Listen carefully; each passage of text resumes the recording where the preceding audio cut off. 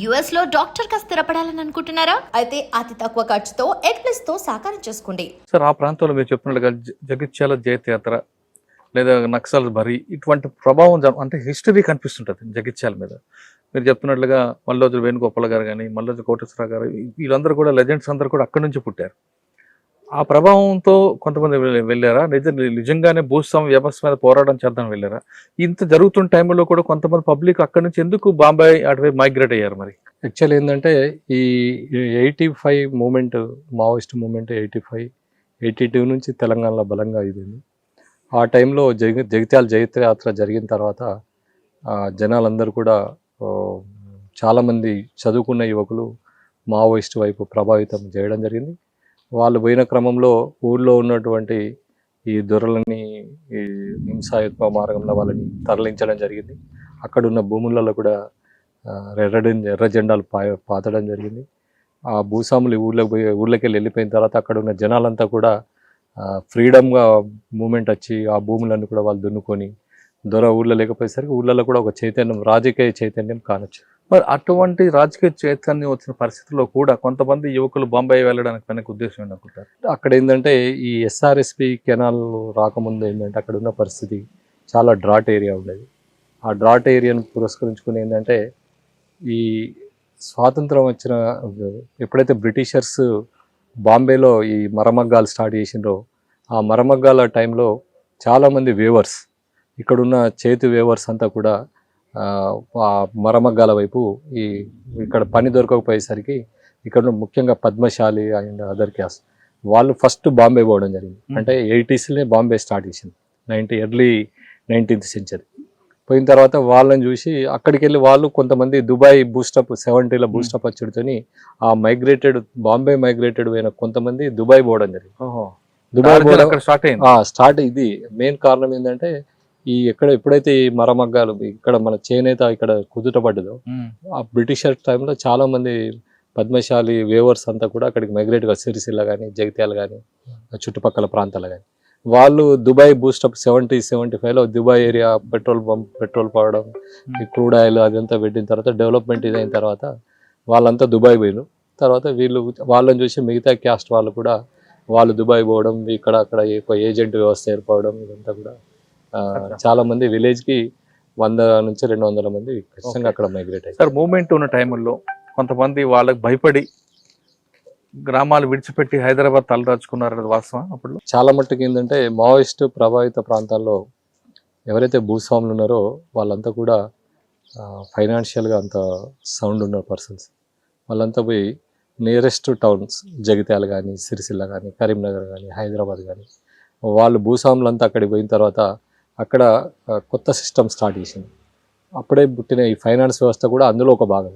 అలాంటి పోయిన వ్యక్తులే కొంతమంది ఈ ఫైనాన్స్ వ్యవస్థని పుట్టియడం జరిగింది.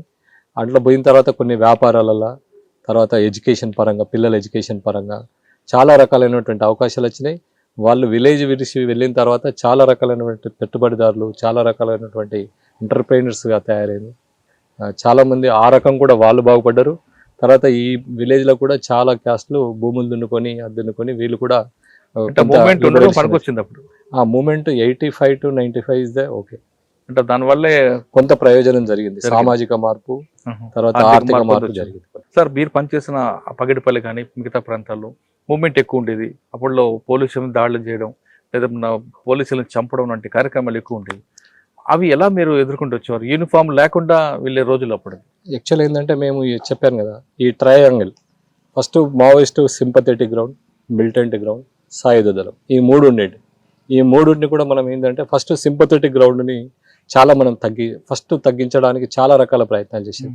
అప్పుడు మా ఊరికి రండి అనే ప్రోగ్రామ్ కానీ, తర్వాత విలేజ్లో టోర్నమెంట్స్ కానీ, గైడెన్స్ సెల్ ఒకటి మేము ప్రతిదానికి విలేజ్లో గైడ్ చేసేది.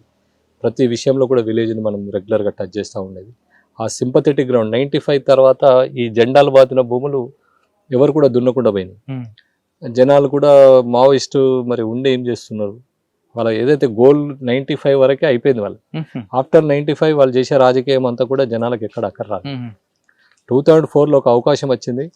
మావోయిస్టు అప్పుడు గిట్ట వాళ్ళు తుపాకులు వదిలిపెట్టి ప్రజా జీవితంలో వస్తే ఇప్పుడున్న కొంతమంది నాయకులతో పాటు వాళ్ళు కూడా మంచి నాయకులు అయ్యేటోళ్ళు, దేశానికి చాలా ప్రయోజనం కూడా జరిగింది.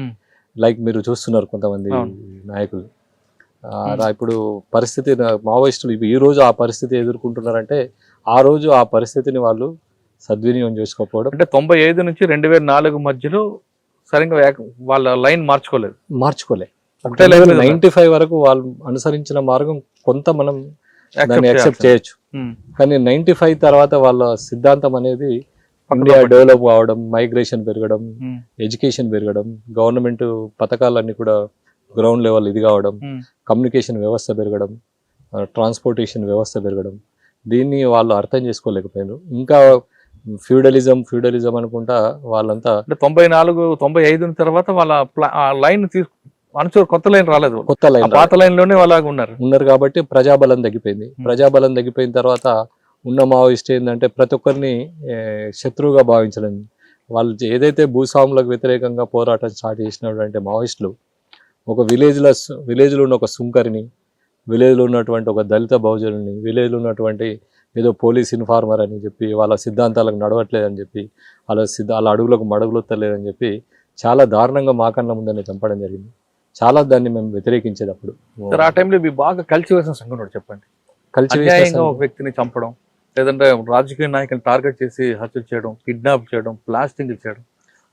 ఒక రుద్రంగి అనే విలేజ్లో మేము ఇది చేస్తున్నప్పుడు నిజంగా కూడా ఏంటంటే పాపం ఒక లేడీ సుంకరి అంటే ఊర్లో చిన్న సుంకరి పనిచేసే ఆమెని 3 బొమ్మలు అని ఉంటాయి అక్కడ. ఆ 3 బొమ్మల కాడికి తీసుకుపోయి ఆమె తలనరికి అక్కడ పెట్టడం జరిగింది. ఇన్ఫార్మర్ పోలీస్ కు సపోర్ట్ చేస్తుంది.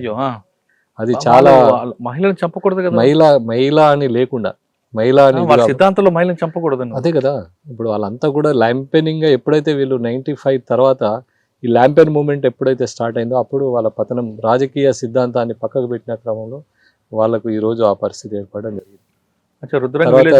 చంపి తలని పెడతారా? తలని చంపి అక్కడ 3 బొమ్మలు, గాంధీ నెహ్రూ బొమ్మలు ఉంటాయి కదా, ఆ బొమ్మల కాడ పెడతారు. అంటే ఎవరైనా పోలీస్ అయితే ఈ విధంగా పనిష్మెంట్ ఉంటుంది. పెద్ద ఎత్తున ప్రొపగండా చేసి అప్పుడు చాలా రకాలుగా మావోయిస్ట్ అంటే ఎవరు ఇంత క్రూరంగా చేస్తారు, ప్రజల మధ్యన కూడా చాలా తిరుగుబాటు వచ్చింది. అంటే బహుశా ఆ ఇన్సిడెంట్ వాళ్ళకు బ్యాడ్ అయిందేమో. అట్లాంటి చాలా ఇన్సిడెంట్స్, ఒకటి నేను ఉదాహరణ ఇన్సిడెంట్, అట్లాంటి చాలా ఇన్సిడెంట్స్ ఇన్ఫార్మర్ గుర్తుంది చెప్పండి మీకు బాగా. ఒక ఇన్సిడెంట్ ఏంటంటే మావోయిస్ట్ లో నేను కొయ్యూరులో పనిచేస్తున్నప్పుడు 2001 పెళ్లి పీటల మీదకి వెళ్ళి తెల్లారి పెళ్లి చేసుకుంటది అమ్మాయి. చేసుకుందామని పెళ్లికి మెహందీ రాసుకునే క్రమంలో మైనర్ అమ్మాయిని దళం మెంబర్లు వచ్చి బలవంతంగా ఆమెను తీసుకొని పోతారు. తెల్లారి పెళ్లి, దాని మీద కూడా మేము తీసుకెళ్ళి ఏం చేస్తారంటే దళంలో తిప్పుకోవడానికి కారణం ఏంటంటే అక్కడ ఒక దళ సభ్యుడు ఈమెను ప్రేమిస్తున్నాడు, వాడు బయటకు వెళ్ళిపోతాడు ఈమె లేకుంటే అని చెప్పేసి ఒక ఫాల్స్ ఆలోచించాడు. మైనర్ అమ్మాయిని దళ సభ్యుడి కోసం అమ్మాయిని తీసుకొని అక్కడ తీసుకొని పోయింది. అప్పుడు ఉన్నటువంటి అక్కడ శ్రీకాంత్ అని చెప్పి దళ కమాండర్, ధర్మల మల్లికార్జున అనే కాదు. మేము దాని మీద చాలా వ్యతిరేకించినాం.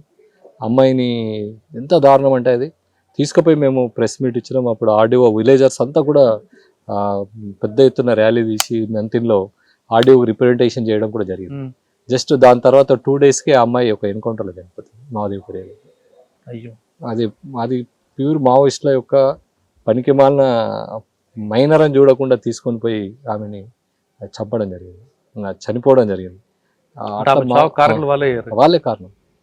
మైనర్ అమ్మాయిని తీసుకుపోవడం, పెళ్లి పీటల మీదకి వెళ్ళి ఆ తండ్రి అప్పటికి ఒక 50,000 ఆ ఏరియాలో 50,000 ఖర్చు చేయడం అంటే పెద్ద గగనం కాటారం ఏరియాలో. అట్లా అదొక సంఘటన. తర్వాత ఇంకా చాలా చోట్ల కూడా పనికి మాలిన దీంతో ఏదో విలేజ్ కక్షలను, విలేజ్ రాజకీయాలని దృష్టిలో పెట్టుకొని ఎవరు మిలిటెంట్ల మీద వాళ్ళకున్న ఇన్ఫర్మేషన్ నెట్వర్క్ ఏదైతే ఉండదో అంతా ల్యాంపెనింగ్ని విలేజ్లలో ఎంకరేజ్ చేస్తే వాళ్ళు వచ్చి ఎవరి మీనో చెప్పి మంచి ప్రజాప్రతినిధి ఊళ్ళో మంచి పేరున్న వ్యక్తులనే చంపేసేది. ఏంది అంటే అక్కడ ఉన్నటువంటి విలేజ్లో ఉన్నటువంటి లంపెన్ మిలిటెంట్ గ్రూపు మాటలు విని ఆ రకంగా ఇది చేసిండ్రు. అట్లా చాలా మా అనుభవంగా చాలా చూసినాం. బాపురెడ్డి అని చెప్పి మాదేపూర్లో చాలా మంచి నాయకుడు ఆయన. ఆయనను కూడా చంపడం జరిగింది. తర్వాత 2001లో పర్కాల్, నేను కమలాపూర్లో పనిచేసిన పర్కాల్లో సుందరయ్య అని ఒక డాక్టర్, చాలా మంచి డాక్టర్ ఆయన, ఆయనను కూడా చంపడం. ఎందుకు చంపిర్రు అని ఒక నేరెళ్ళ రవికుమార్ అనే ఆయనని మేము అడిగితే, ప్రజాస్వామ్యంలో ఆ, మంచి వ్యక్తులు ఉండద్దు, ప్రజాస్వామ్యంలో లంపెన్ గాళ్ళు ఉంటే ప్రజలంతా మా వైపు వస్తారని మేము చంపినామని. తర్వాత అప్పుడులో దుద్దల శ్రీధర్ మన శ్రీధర్ బాబు గారు మంత్రి గారు తండ్రి నుంచి కూడా చనిపోవడం. ఆయన కూడా మంచి నాయకుడు, శ్రీపాద మంచి గారు. ప్రజలలో పాపం పేద ప్రజలకు ఆ ఏరియాలో పెద్ద దిక్కుగా ఉండేది. ఆయనను కూడా తీసుకుపోయిన క్రమంలో మేము అదే ఏరియాలో పనిచేసినాం. అసలు ఆ రోజు ఏం జరిగిందండి? ఏదో మాట్లాడదామని చెప్పి తీసుకొని పోయి చంపడం. పూర్వపరాలన్నీ కూడా మాకు అంతగా తెలియదు.